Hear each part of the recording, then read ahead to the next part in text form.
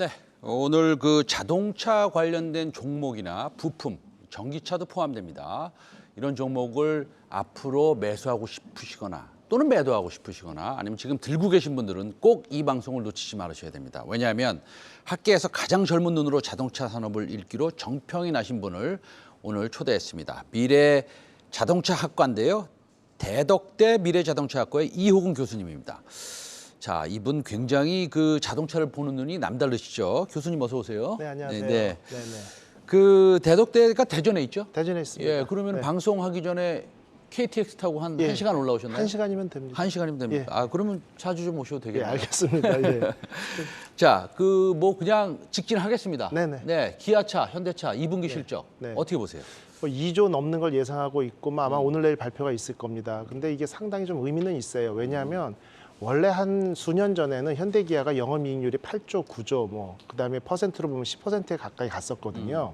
그러다가 이제 최근에 100조 클럽을 돌파하면서 여러 가지 어려운 상황에 3.4조 대까지 3, 4%까지 떨어졌는데 작년부터 다시 7%대로 올라서고 있거든요. 반등의 조짐은 보이고 있고요.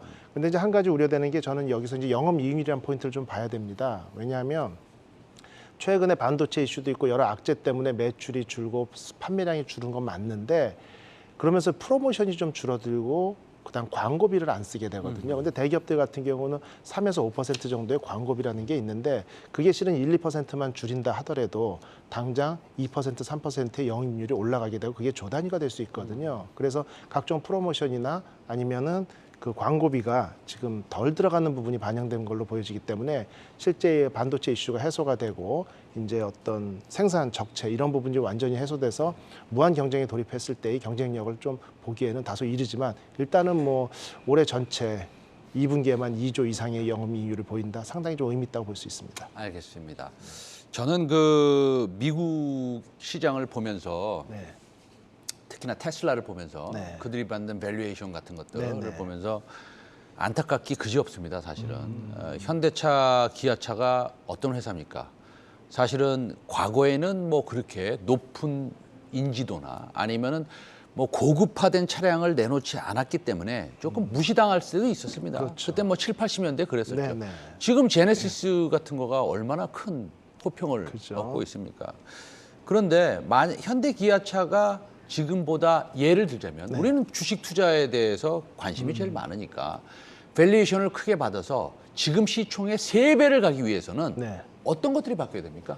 일단 가장 중요한 게 좀 넓은 범위로부터 네. 우리나라가 자동차 산업을 하기 위해서는 좀 규제가 기업하기 좀 어려운 조건들이 있습니다. 그래서 그렇습니까? 정부 입장에서는 규제를 좀 풀어야 될 부분이 있어요. 규제가 많이 풀리지 않았습니까? 많이 풀렸다고 하더라도 해외에 비해서는 상당히 좀 어려운 부분들이 있고 그 예를 규제, 들어서요? 예를 들어서요. 네. 우리가 자율주행 자동차를 하나만 예를 들게요. 자율주행 자동차를 운전을 하면서 일반인들이 운전하다가 골목길에서 가장 두려운 상대는 아이들 여럿이 놀고 있는데 등 돌리고 있는 아이예요. 네네. 어디로 튈지 모르거든요. 네네네. 그러다 보니까 아이 컨택이라는 개념이 중요합니다. 운전을 하다가 시선이 마주친 보행자들에 대해서는 긴장을 좀 덜하고 나머지 보행자들의 움직임을 보면서 운전하거든요. 네네. 그러한 어떤 것들이 자율주행에도 들어가야 돼요. 그러면 자율주행 자동차를 운행하면서 시험차들이 주변 보행자들의 아이 컨택하는 모습이나 이런 걸 다 영상을 녹화해서 연구를 해야 되는데 네. 불특정 다수에 대한 영상 녹화를 가지고 있는 자체가 우리나라는 불법입니다. 아하. 그래서 가끔 어린이집이나 유치원에서 무슨 학대당했다 이런 거 방송에 나와서 부모가 막 힘들어할 때 보면은 네네네네. 다 모자이크 처리하고 우리 아이만 자기 아이만 모자이크 처리 안 된 영상으로 방송에 나오죠. 네네. 이렇게 본인의 이해관계자가 아닌 모든 아이들을 모자이크 처리하고야 부모가 그 영상을 볼 수 있기 때문에 몇 천만 원이 들어가요. 근데 그건 좀 애매하네요. 그래도 네네. 그걸 영상을 보관을 할 수 있나?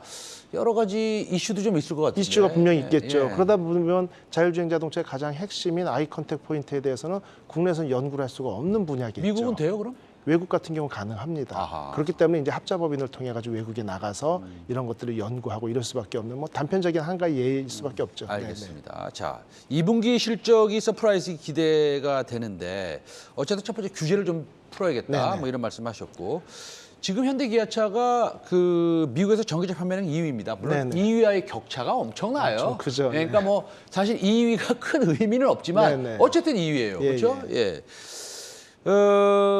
학자로서 현대기아차 네. 잘하고 있습니까? 현재는 무척 잘하고 있습니다. 왜냐하면 이제 친환경 자동차 시대가 온다라고 예고했던 7, 8년 전만 해도 실제 도요타나 이런 회사에 대비 R&D 비용이 뭐 거의 8분의 1, 4분의 2 정도로 상당히 작았거든요. 그 와중에 플러그인 하이브리드냐, 전기냐, 수소전기냐 어느 쪽으로 자동차가 갈지 모르는 방향에서 여러 가지 부품의 공용화 개발을 통해 가지고 간신히 버텨서 여기까지 왔거든요. 그렇기 때문에 지금 상당히 잘하고 있는데 단지 아주 먼 미래에 대한 걱정을 하나 한다면 우리가 수소전기차 2013년에 전 세계 최초로 양산했거든요. 그럼에도 불구하고 크린 수소 사회는 일본이 먼저 내세우면서 그 볼륨을 키웠다는 얘기죠. 전체 파이를 키우고 그것처럼 전기차 정말 잘 만들고 있는 거 맞습니다. 그런데 미국이나 외국을 나가보면 이제는 전기차 잘 만드는 거에서 벗어나서 이것과 에너지하고의 어떤 경제를 같이 생각하는 쪽으로 좀 시야가 확대되고 있거든요. 근데 그런 쪽에 대한 대비는 다소 아직 좀 부족하지 않은가. 우리나라가 전체적으로 그렇게 보고 있습니다. 네. 다른 것들을 차치하고 나서라도 네. 그냥 금융적인 거, 네네. 시장의 평가, 밸류에이션, 네네. 회사의 가치, 그다음에 미래 방향성, 네. 그다음에 우리가 성장 이런 것만을 생각해 보고 네네. 말씀드리는 겁니다. 네네네. 예, 물론 여러 가지 이해관계자가 너무 많기 때문에 저도 예, 예, 굉장히 예. 조심스러운데 예, 예.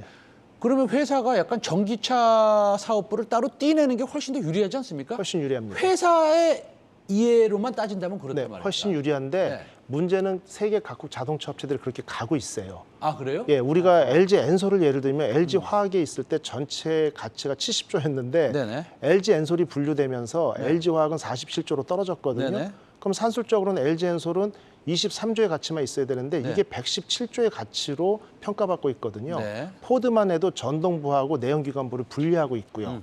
우리가 얘기하는 뭐 리비안이나 이런 자동차 회사들 보면요. 생산량이 보통 하루에 1.5대, 2대 미만입니다. 그럼에도 불구하고 증시되자마자 상장되자마자 시가총액이 자동차 전체 회사의 3위, 다음날 5위로 떨어졌지만 결국 전동화와 내연기관을 분리하지 않으면 투자자들은 미래 가치를 내연기관은 제로로 보거든요.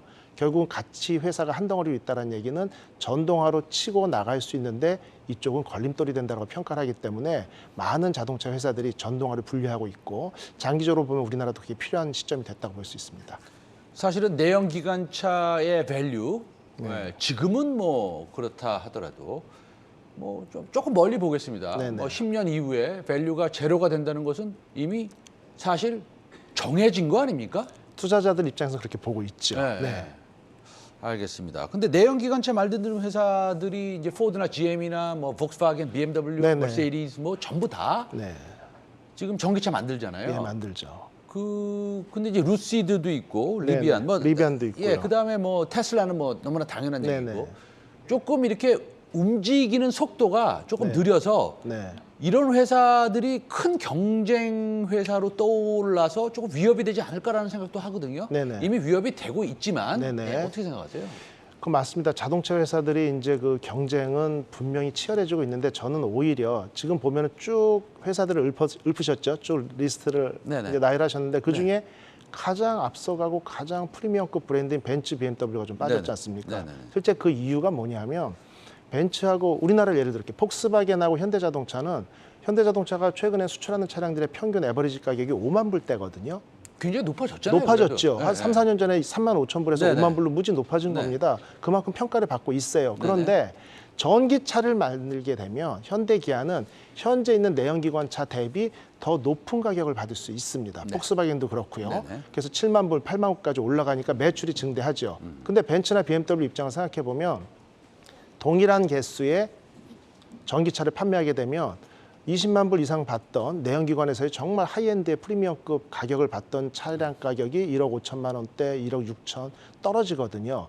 그러니까 벤츠, BMW는요 전동화를 늦게 갈수록 유리합니다. 회사의 매출이나 수익 면에서. 네. 그렇기 때문에 전력 투구를 안 하는 거고요. 네. 마지막까지 남은 내연기관 수요를 본인들이 끝까지 영업을 하고 그 이후에 전동화로 가겠다 이 얘기거든요. 네. 과연 이제 그 시점이 언제가 될지 모르겠지만 결국 벤츠, BMW 이런 프리미엄급 브랜드들이 전동화에 올인하면서 전기차를 출시했을 때 현대기아가 경쟁이 되고 붙을 수 있느냐, 남을 수 있느냐 이 부분이 좀 관전 포인트라고 볼 수 있습니다. 알겠습니다. 재밌는 관전 포인트네요. 네. 예.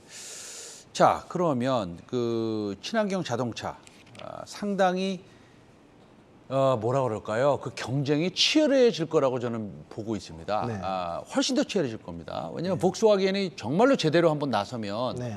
그거는 이제 무서워질 수도 있는 것이고 그렇죠. 미국의 뭐 포드나 GM도 마찬가지지만 네. 더 무서운 거는 복스와겐이고 네. 사실 뒤에서 이렇게 웅크리고 있는 토요타나 혼다도 무시할 수 없는 존재라고 그렇죠. 생각합니다. 맞습니다. 예. 근데 현대기아차 요새 너무 잘해요. 네. 우리가 뭐 계속 잘할 수 있을까요? 뭐좀 이런- 어려운 질문인가요? 그렇죠. 아닙니다. 이런 부분들이 아까랑 비슷한 답변이 나올 수 있는데 네네. 우리가 2013년, 14년에 국내 자동차 생산량이 800만 대를 넘었었어요. 그때 정말 2배 이상 뛰면서 일본을 넘어섰다 했는데 그 당시가 이제 일본의 전력, 대동아 지진 때문에 전력 공급이 어려우면서 자동차 부품 공급이 어려워졌고 네. 여러 가지 상황 때문에 반세익을 했죠. 네네. 지금 말씀하신 대로 도요타 전력 질주 안 하고 있고 아직도 하이브리드에서 전기차로 옮겨갈까 그렇죠. 말까 예. 이렇게 주춤주춤 하고 있죠. 그러다 보니까 지금 틈새 시장일 수가 있고요. 하지만 중요한 포인트는 자동차라는 것은 사람들의 습관과 연결돼 있기 때문에 한번 써보고 좋은 평가를 받으면 초기에 시장 점유율이 어느 정도 유지가 되거든요. 아하. 문제는 전기차 시장이 확대되면서 파이가 왕창 커졌을 때 그 지분 비율을 그대로 가져갈 수 없을지언정 지금의 매출은 지속적으로 증가할 수 있다는 얘기죠. 그래서 초기에 시장 점유율이 중요하다고 볼 수 있습니다. 아하.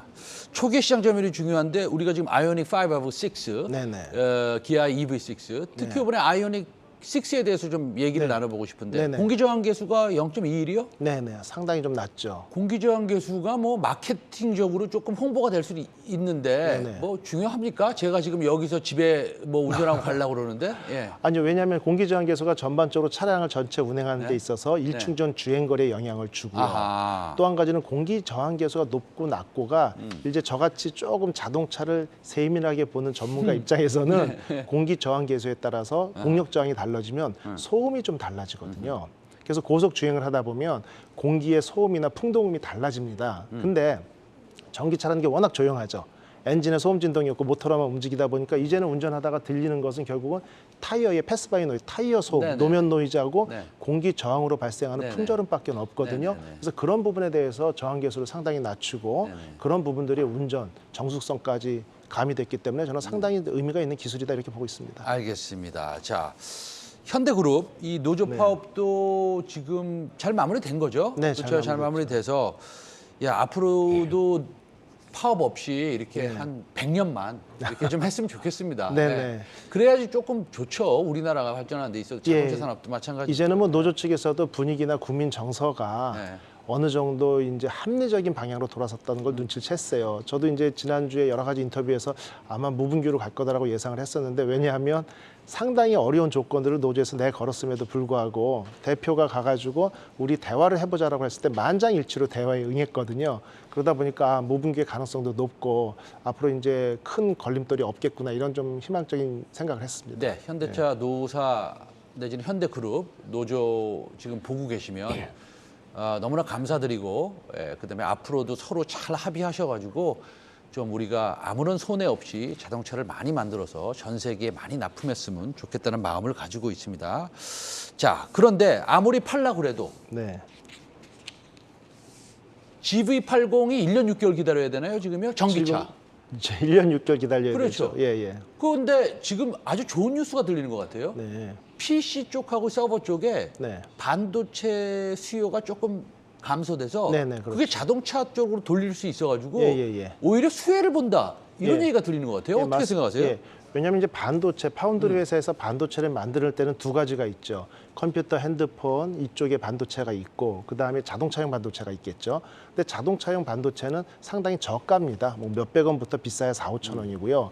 그런데 자동차, PC 같은 경우는 상당히 고가거든요. 고가임에도 불구하고 핸드폰이나 PC가 갑자기 버벅대면 껐다 키면 되죠. 그러니까 그런 보안이나 품질에 대한 리스크가 적으면서도 고가의 품질을 요구하고 있고요. 고가를 받고 있고요.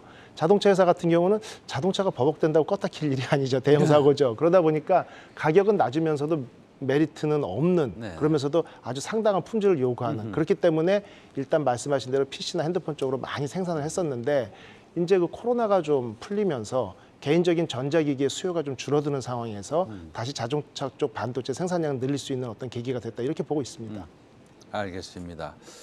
자, 우리 시간이 그렇게 많지 않네요. 그렇지만 이 질문은 좀 드려야 될 것 같아요. 네네. 자율주행. 네네. 마지막으로 자율주행 질문 좀 네네. 드리겠습니다. 자, 자율주행 레벨 4 되면 이제 뭐 너무 편해질 것 같습니다. 네네. 제 차에도요. 약간 반자율주행 같은 그런 그렇죠. 기능이 있어요. 하이웨이 이렇게 드라이브 누르면, 어시스트 같은 거. 누르면 네네. 이거 너무 편해요. 편합니다. 예. 정말 너무 편합니다. 그런데 겁은 나요. 예, 예. 이게 제대로 될지.